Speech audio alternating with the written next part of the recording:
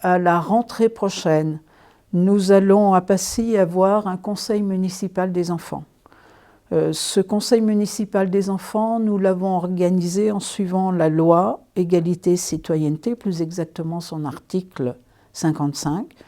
C'est une loi peu contraignante mais importante. Par exemple, ce conseil municipal des enfants doit être créé par délibération du conseil municipal. C'est ce qui a été fait. Il est formé de jeunes de moins de 30 ans, habitant sur la commune ou y suivant un enseignement. Nous le ferons avec des enfants qui suivent un enseignement sur la commune.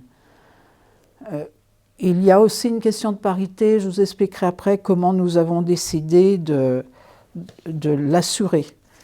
Nous nous sommes également appuyés sur les articles de la Convention internationale des droits de l'enfant, que je vais me permettre de vous lire. Les États parties garantissent à l'enfant qui est capable de discernement le droit d'exprimer librement son opinion sur toute question l'intéressant, les opinions de l'enfant étant dûment prises en considération eu égard à son âge et à son degré de maturité. C'est un article très intéressant puisqu'on attend des idées neuves de ces enfants.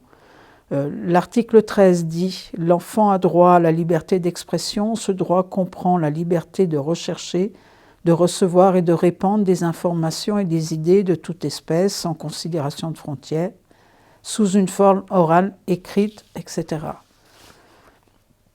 Donc, notre choix, nous, c'est de permettre aux enfants un apprentissage de la citoyenneté.